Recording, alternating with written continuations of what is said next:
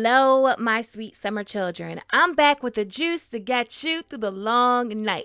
The trailer is out. Dawn is breaking. The long night is almost over. And then I guess the real horror begins. So in other news, the Night King broke his silence and did an interview with Entertainment Weekly. And I'm sure you've heard about it from somewhere or somebody by now. So I reacted immediately on Twitter and Instagram. You can find me there. Come find me there. Come say hi. But I wanted to properly address what was said in the interview, and I'm going to break it all the way down in the extra way that I do, because you guys know that I'm extra, and I'm going to let you know 100% who the Night King's target is and why that person is the target. If you've been watching for a long time, then you already know the deal, because I've been saying it forever. So in the interview with Entertainment Weekly, they say, what does the Night King want anyway? Somebody made him the Night King. Nobody knows who he was before, a soldier or part of nobility. He never wanted to be the Night King. I think he wants revenge. Everybody in this story has two sides, a bad side, a good side. The Night King only has one side, a bad side. So I don't even think the actor that plays the Night King knows what the Night King wants. So I'm just gonna throw that out there right now, because he's not saying definitively. He said, I think he wants revenge. I think, as in he doesn't really know why he's doing what he's doing, which likely we won't even find out until the Long Night prequel. Also, he says that the Night King only has a bad side, but George R.R. Martin doesn't write like that. Plus, Dan and Dave are on the record as saying that the Night King is not absolute evil. What you're watching is the creation of this absolute evil. So the absolute evil isn't absolute after all. So then they ask, what can we expect from him in the final season? He responds as, people will see he has a target he wants to kill, and you will find out who that is. So I think that is definitive, because he didn't say, I think people will see that I think the Night King has a target that he wants to kill. He said it as straight up facts. People will see he has a target he wants to kill, and you will find out who that is. So the Night King has a target. It's Bran, period. You might think it's Jon. I used to think it was Jon. You might think it's Daenerys. Everyone has a part to play. But the target is only one person, and it's Bran. I'm going to show you the evidence that proves that it's Bran, but I'm also going to do you one better, and I'm going to tell you why it's Bran. There are some obvious things that point to Bran. The Night King has already had opportunities to kill Jon, at least 2 opportunities, and he just stands there looking at him, having awkward stare downs. The Night King could have killed Daenerys as well. Daenerys is on the back of Drogon. Drogon is closer to the Night King and not even flying. But instead, he decides to throw a projectile at Viserion instead of Jon or Daenerys. Even though he could have. He could have killed Jon when Jon was standing on this rock. He has the spear in his hand that he threw at Viserion. He could easily have thrown that at Jon. But he doesn't. So they are not the target. But Bran, let's talk about Bran. First off, the very first book in the entire series, the very first chapter that George R.R. Martin ever wrote was Bran Stark's POV in A Game of Thrones. A boy going to see a man beheaded and finding direwolf pups in the snow. Bran being the first character POV that George ever wrote, I believe underlines his importance. In the show, there are a few scenes that also show Bran is important and the Night King is coming for him. Let's start with Jojen. Jojen tells Bran that he is the only thing that matters. Arthur told you about the rebellion. Mine never did. I saw that too. What else have you seen? The only one thing that matters. You. Benjen tells Bran that he needs to be ready when the Night King comes. Wait. Oh, another. He will find his way to the world of men. When he does, you will be there waiting for him. And you will be ready. But then there's this exchange between Bloodraven and Bran that tell me that Bran is the Night King's target. You might have seen it. I posted it on Twitter. Here it is. The Night King! He saw me! He touched you. I don't know, he was close, but... He touched you. He knows you're here. He'll come for you. Bloodraven said he knows you're here. He'll come for you. He knows you are here. He'll come for you. After the Night King grabbed Bran inside of his vision and marked him, he showed up at Bloodraven's cave in full force. The Night King killed the Three-Eyed Raven and tried to kill Bran. I won't go into all of the evidence that points to Bran being the target because I've already done it so many times in this video, and this one. So I will link all of those videos. I really just want to talk about the why. Why is Bran the target? The simple answer is Bran is the Night King's target because Bran is the Three-Eyed Raven, or the Three-Eyed Crow.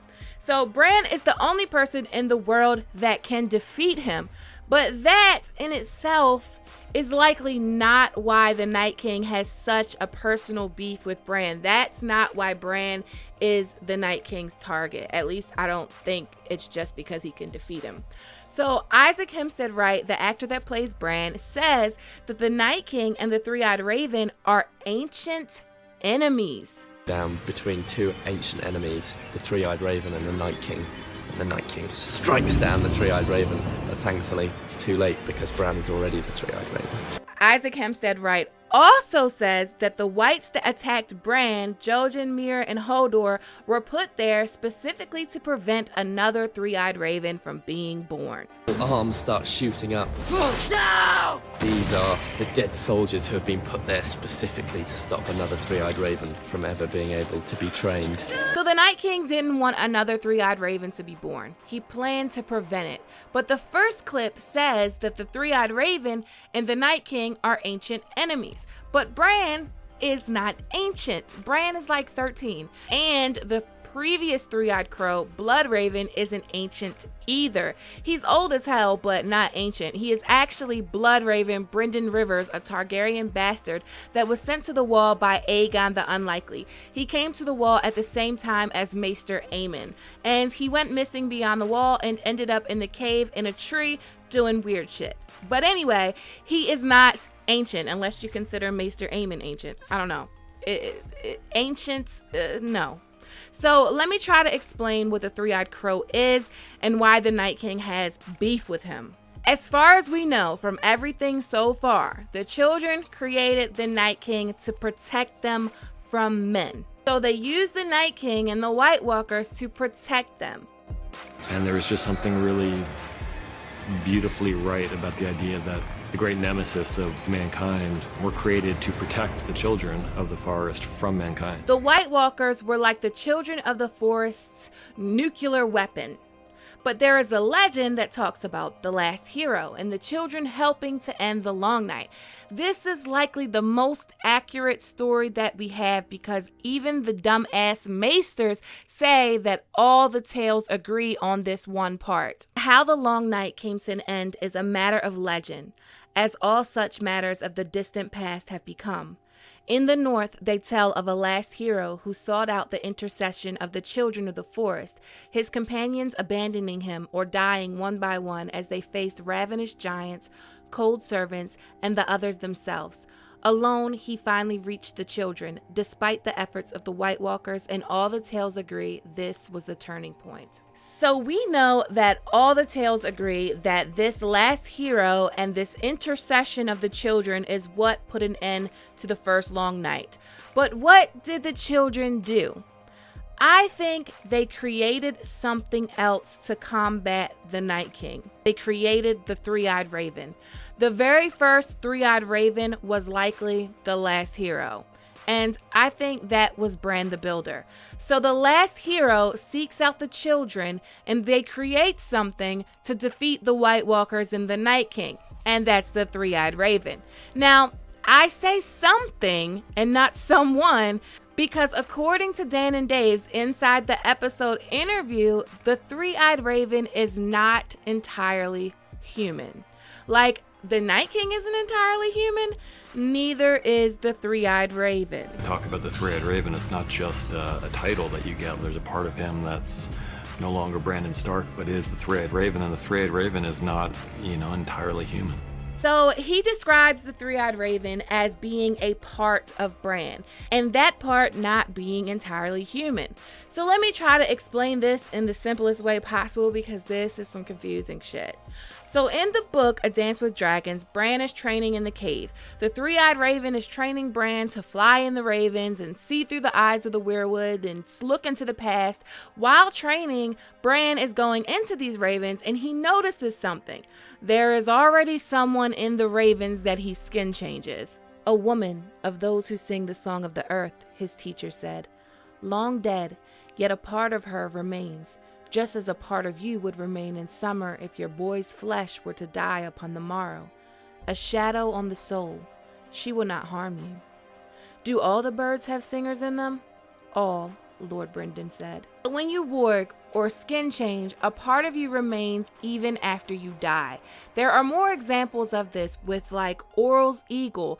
Jon ends up killing Oral and the part of Oral remains in the eagle and the eagle hates Jon, so part of the person remains even after they are dead. And it works both ways. Vermeer takes Oral's eagle and he says this about it. Once a horse is broken to the saddle, any man can mount him, he said in a soft voice. Once a beast's been joined to a man, any skin changer can slip inside and ride him. Oral was withering inside his feathers, so I took the eagle for my own, but the joining works both ways, Warg. Oral lives inside me now, whispering how much he hates you, and I can soar above the wall and see with the eagle's eyes. So it works both ways. Now with Bran, when he becomes the new Three-Eyed Raven, he takes on this massive download of everything that has ever happened ever. Like basically a SIM card of complete history of the world inserted into him through magic, of course. During this download though, a part of every Three-Eyed Raven that ever lived lives again, but inside of Bran, because it works both ways. A shadow on the soul. Three-Eyed Raven sent for me. Three-Eyed Raven's dead. Now he lives again. So likely, the very first Three-Eyed Raven is inside of Bran. You know, the not entirely human thing that defeated the White Walkers during the very first Long Night. And the Night King wants revenge on that fool. And the only way to get revenge on him is to kill Bran. Now, we don't know exactly what the consequences of killing the Three-Eyed Raven are. If the Three-Eyed Raven gets killed, does the magic of the weirwoods break and collapse? Does that give the Night King a victory over man? Does it make the Night King die as well? We don't have enough information on what the children did to create the Three-Eyed Raven yet, so we can't really know what destroying him would do to the universe. And that same thing could be said about the Night King. What would destroying the Night King do to the universe? The real conclusion is, whatever Bran is, a part of him died in the cave when he became the Three-Eyed Raven, and he is now something that isn't entirely human. Bran. I'm not really. Not anymore. Whatever happens, Bran and the Night King's fates, I believe, are intertwined, and Bran, the Three-Eyed Raven, is indeed the Night King's target. But what do you think? As always, thanks for watching. Thanks to everyone that supports me on Patreon. If you like this video, please give it a thumbs up. Please click that subscribe button, hit that notification bell, and join the Sweet Summer family. Okay, my sweet summer children, have a good day.